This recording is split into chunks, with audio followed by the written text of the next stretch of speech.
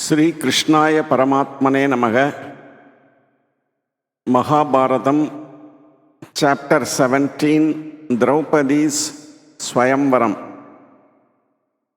While the Pandavas were living in disguise as Brahmanas at Ekachakrapura, news of the Swayamvara of Draupadi, the daughter of Drupada, king of Panchala, reached them. Many Brahmanas of Ekachakrapura planned to go to Panchala in the hope of receiving the customary gifts and to see the festivities and pageant of a royal wedding. Kunti, with her motherly instinct, read her son's desire to go to Panchala and win Draupadi. So she told Yudhishthira, "We have been in this city so long that it is time to think of going somewhere else. We have seen these hills and dales till we are tired of them. The alms doled out to us are diminishing, and it is not good to outstay your entertainment. Let us therefore go to Drupada's kingdom, which is reputed to be fair and prosperous." Kunti was second to none in worldly wisdom and sagacity and could gracefully divine her son's thoughts and spare them the awkwardness of expressing them. The Brahmanas went in groups to witness the Swayamvara, and the Pandavas mingled with them in the guise of Brahmanas. After a long march, the party reached the beautiful city of Drupada and billeted themselves in the house of a potter to obscure Brahmanas of no note. Though Drupada and Drona were outwardly at peace, the farmer never could forget or forgive the humiliation he had suffered at the latter's hands. Drupada's one wish was to give his daughter in marriage to Arjuna.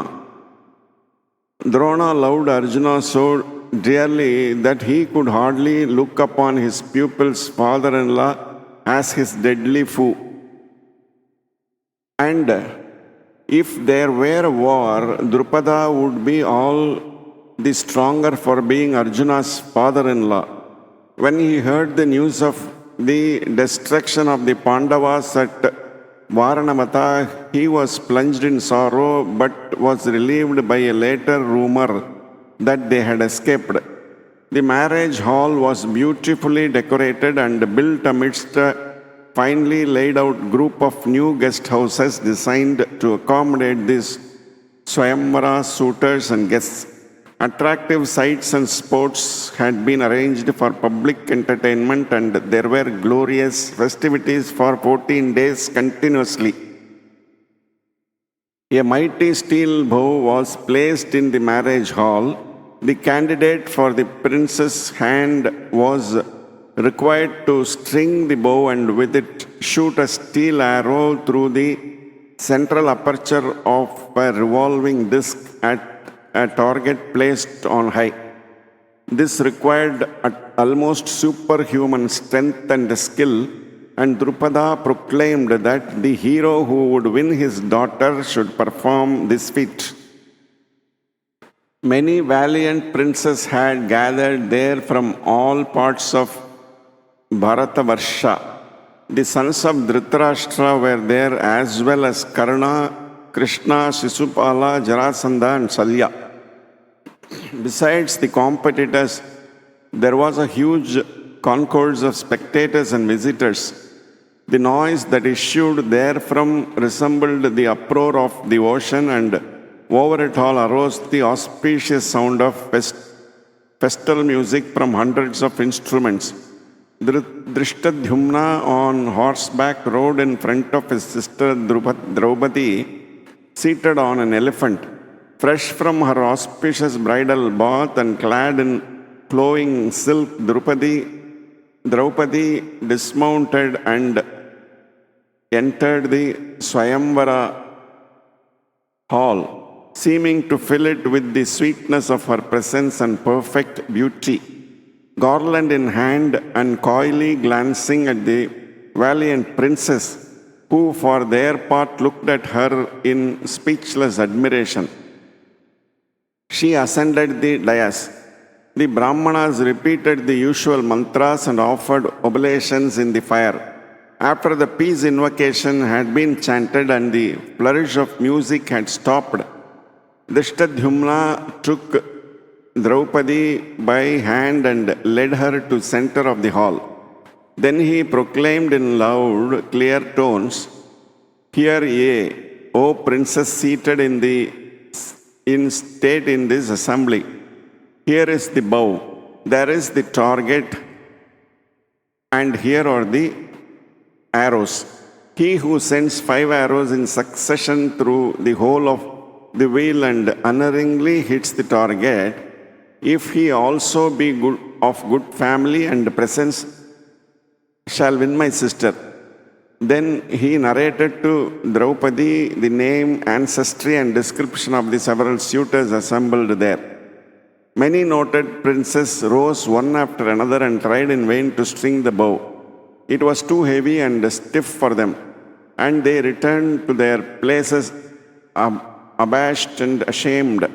Sisupala, Jarasandha, Salya, and Duryodhana were among these unsuccessful aspirants. When Karna came forward, all the assemblage expected that he would be successful, but he failed by just a hair's breadth, and the string slid back, flashing, and mighty bow jumped out of his hands like a thing of life. There was great clamor and angry talk, some even saying that it was an impossible test to put up to shame the kings. Then all noises were hushed, for there arose from among the group of Brahmanas a youth who advanced towards the bow. It was Arjuna, who had come disguised as a Brahmana. When he stood up, wild clamor burst forth again from the crowd.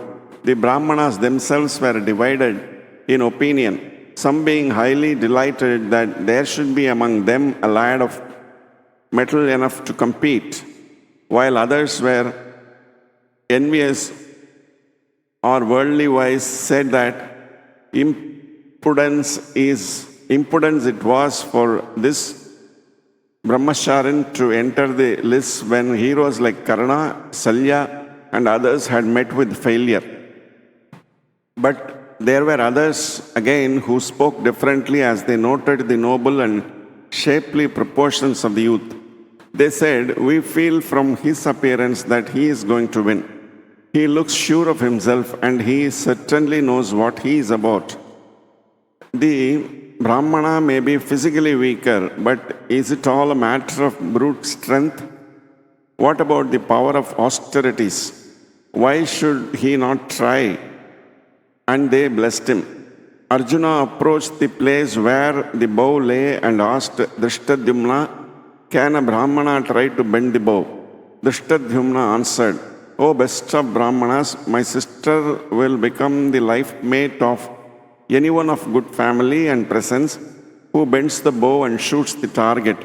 My words stand and there will be no going back on them." Then Arjuna meditated on Narayana, the supreme God, and took the bow in his hand and strung it with ease. He placed an arrow on the string and looked around him with a smile, while the crowd was lost in spellbound silence. Then without pause or hesitation, he shot 5 arrows in succession through the revolving mechanism right into the target so that it fell down. The crowd was in tumult and there was a blare of musical instruments. The Brahmanas who were seated in the assembly in large numbers sent forth shouts of joy, waving aloft their deerskins and in exultation as though the whole community had won Draupadi. The uproar that followed was indescribable. Draupadi shone with a fresh beauty. Her face glowed with happiness, which streamed out of her eyes as she looked on Arjuna.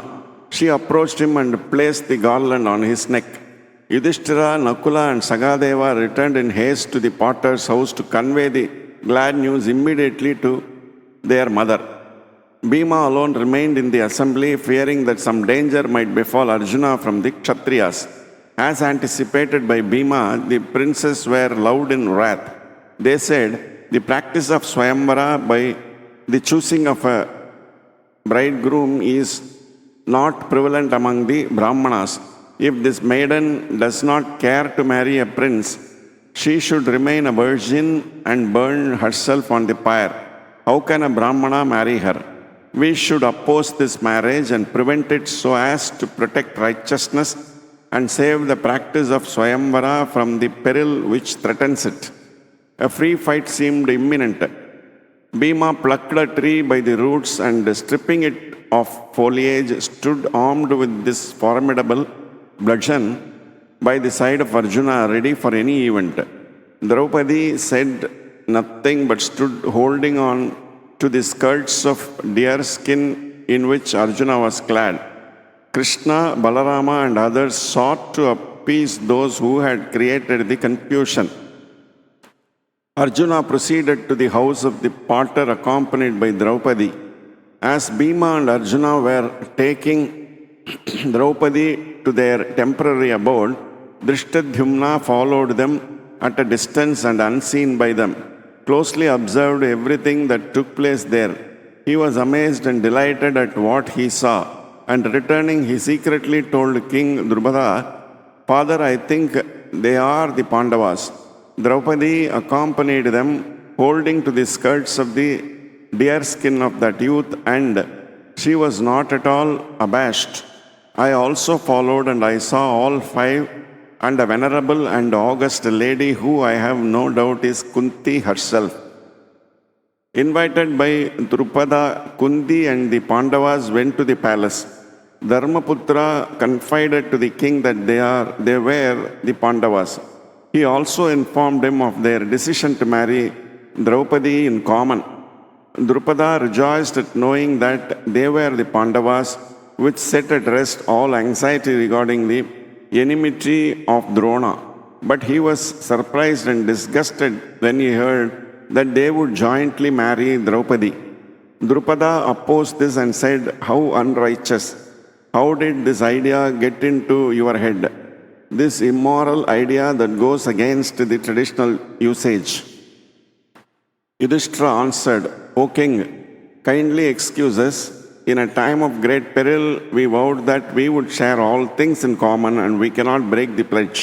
Our mother has commanded us so." Finally, Drupada yielded and the marriage was celebrated. This completes chapter 17. Om Namo Bhagavate Vasudevaya.